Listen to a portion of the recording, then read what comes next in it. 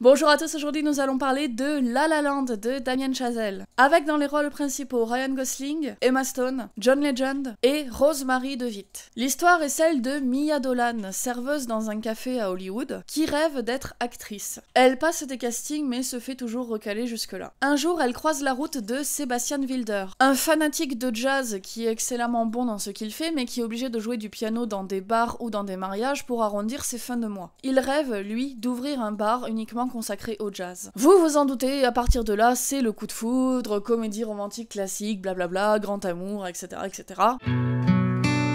Comédie romantique relativement classique, mais ceci dit, je vous laisse la surprise de découvrir certaines choses dans le scénario auxquelles on ne s'attendait pas forcément, mais en tout cas pour le synopsis de base, on y est. Je vous avoue que j'avais aucune envie de voir ce film.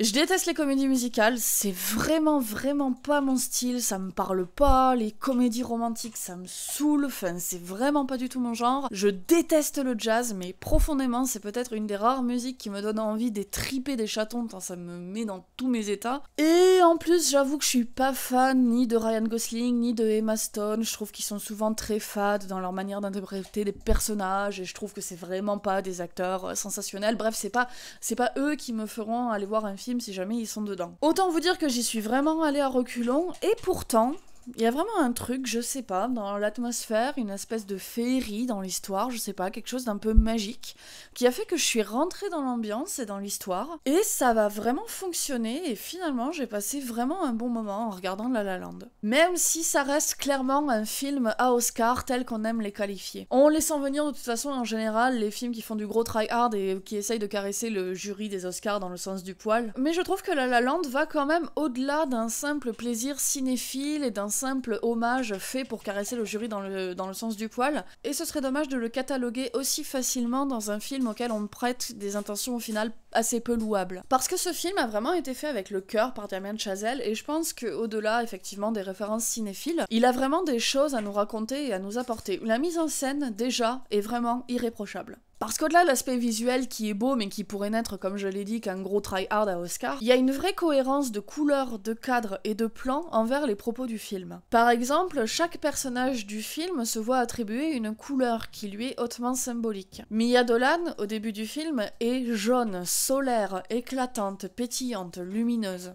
Sebastian Wilder, lui, il oscille entre le bleu, le couleur de la mélancolie et du regret, et l'ocre, le symbole de l'arrogance.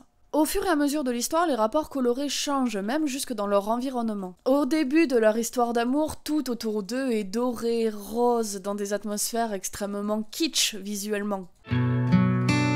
On passe ensuite au violet et au rouge, qui sont des symboles extrêmement érotiques, très fortes, symboles de passion et d'amour. Puis on bascule lentement dans des ambiances colorées beaucoup plus vertes ou bleues, qui sont des couleurs malsaines, évoquant la maladie ou la mort. Puis les fonds se font de plus en plus ternes et noirs lorsque leur relation amoureuse commence à battre de l'aile. Face à un tel travail de couleurs, on ne peut évidemment que penser au travail quasi impressionniste de Jacques Demy dans l'ensemble de ses films. Les Demoiselles de Rochefort ou Les Parapluies de Cherbourg ayant été sans aucun doute les inspiration principale de ce film. J'ai la chance d'avoir fait une école d'art et donc de savoir décrypter un petit peu quelle est la symbolique ou le message caché derrière ces couleurs, mais même sans savoir cela, on peut sentir instinctivement qu'il y a des choses qui changent. Et on peut savoir quel message ou quelle idée de manière inconsciente est véhiculée par des couleurs. C'est ça que j'aime plutôt bien en fait avec ce film, c'est qu'il possède effectivement plusieurs tracts de lecture, plusieurs niveaux, mais pour autant il faut pas forcément avoir des connaissances énormes pour pouvoir le décrypter et pour pouvoir l'interpréter. On n'a jamais besoin d'avoir une culture cinéphile immense pour en comprendre l'univers et les codes, et en fait ce film n'en est jamais prétentieux, n'est-ce pas The Neon Demon? Ce qui en fait un film assez universel dans ce qu'il dégage, assez grand public, et c'est une idée de la démocratisation du cinéma et de l'art que j'aime beaucoup et qui est quelque chose qui me tient à cœur. Pour résumer, c'est un film qui est vraiment très efficace dans son impact et dans ses messages visuels. Autre chose qui m'a beaucoup marqué dans la mise en scène, ce sont les jeux de caméra, je m'explique.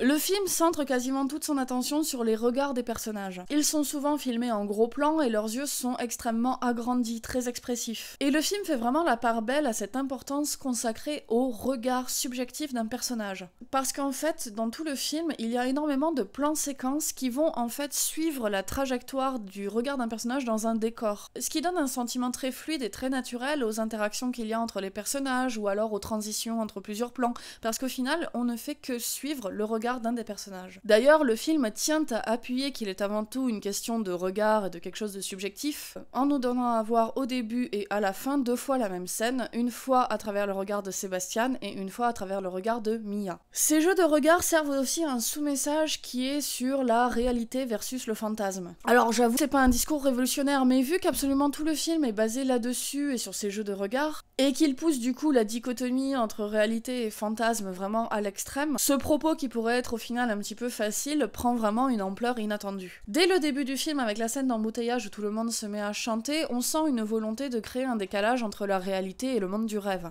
En fait, dans ce film, il y a souvent une distanciation ironique entre le médium employé et la situation qui est y filmée. Le médium, ici, c'est la comédie musicale. C'est gai, c'est coloré, c'est kitsch, ça en fait des caisses. Mais lorsque c'est mis au service d'un embouteillage, une situation au final pas du tout agréable, on a un décalage ironique et humoristique qui nous sert au final de regard critique porté sur la société. Et ce sont des situations qui arrivent très souvent dans le film. Par exemple, il y a des scènes où l'on voit une scène filmée à Hollywood qui est extrêmement belle, magnifique, avec des acteurs qui surjouent, etc.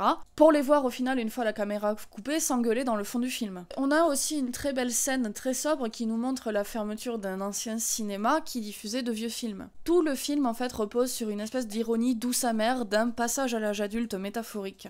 Peu à peu, tous les personnages perdent leurs illusions et leurs rêves, et l'aspect conte de fées, féerie et comédie musicale du film ne rend que l'ironie et la distanciation encore plus douloureuses. Et quand on y réfléchit bien, en fait, les personnages ne sont pas vraiment si idéaux, ou niais, ou lisses qu'ils pourraient le sembler au premier abord. En fait, tous les deux me donnent l'insensation qu'ils sont complètement bloqués dans leurs idéaux et dans leurs rêves, et que la communication entre les deux paraît totalement impossible. Là où je trouve que ce discours a ses limites et ce qui a fait que j'ai vraiment pas apprécié ce film sur certains de ses aspects, c'est que à force de vouloir faire un côté rêve versus réalité, je trouve qu'il tombe dans un discours un petit peu prêchi-prêcha et moralisateur du c'était mieux avant. Parce qu'en fait, à chaque fois que le film nous parle de la perte des illusions, c'est pour nous montrer que avant c'était quand même bien mieux, que le jazz c'était quand même bien mieux avant, que les fringues c'était bien mieux avant, que le cinéma c'était bien mieux avant. Il en devient assez outrancier à nous montrer que le monde d'aujourd'hui c'est mal. On nous montre que les concerts de musique actuelle c'est mal, que les photos c'est mal, que les réseaux sociaux c'est mal, que les portables c'est pas bien, que le cinéma a perdu son authenticité, que la télé c'est le mal aussi, blablabla. Bla bla bla. Parce qu'à mon avis, ce film aurait beaucoup gagné en finesse en n'apposant pas ce type de discours. En fait, j'ai l'impression qu'il veut utiliser une fibre mélancolique et nostalgique, mais qu'il n'en a jamais la poésie et la profondeur nécessaires pour évoquer ce type de choses, et qu'au final, il n'en devient que manichéen et assez désagréable par certains moments.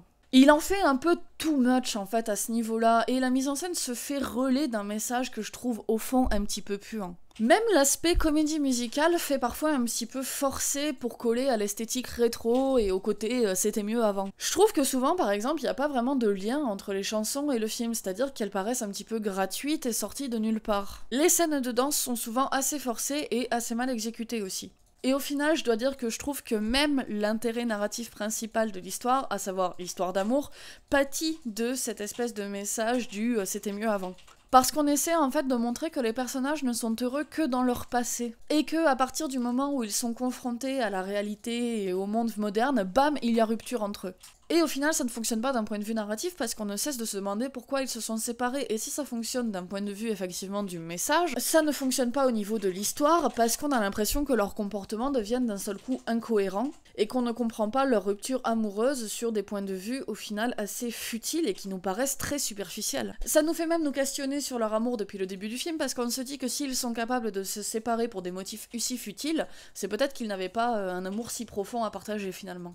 En bref, La La Land est un joli mélo visuellement irréprochable, et vraiment beaucoup plus profond qu'il n'en a l'air au premier abord. Ryan Gosling se décoince un peu et propose enfin un rôle qui sort un petit peu de ces stéréotypes de la mono-expression. C'est une comédie musicale romantique qui est tout à fait charmante. Ceci étant, le film perd de sa superbe sur une maladresse au niveau de son propos qui est bien trop manichéen et tranché pour être convaincant. Le discours de l'art mérite sacrifice et du c'était mieux avant m'avait déjà un petit peu gêné dans Whiplash, le dernier film de Damien Chazelle. Je trouve qu'en fait il gagnerait à être beaucoup plus subtil dans ses effets et dans ses démonstrations parce que là il en devient presque détestable sous certains de ses aspects. La La Land, c'est un film qui est brillamment exécuté, mais qui manque d'originalité, de profondeur et d'un brin de peps peut-être pour être réellement convaincant et tout à fait marquant. Voilà, mon avis sur La La Land est terminé, j'espère que ça vous aura plu. N'hésitez pas comme d'habitude à me suivre sur Facebook si vous voulez être au courant de l'actualité de la chaîne, c'est là que je vous tiens au courant des dernières sorties de vidéos, des éventuels retards ou de toutes les autres choses qui ont un rapport avec la chaîne. N'hésitez pas aussi à vous abonner ou à me laisser un commentaire sur cette vidéo, même si vous n'êtes pas d'accord avec moi ou si vous êtes d'accord ou quoi que ce soit, ça me fait toujours plaisir de lire vos commentaires. Et je vous dis comme d'habitude à la prochaine pour une nouvelle vidéo. Salut!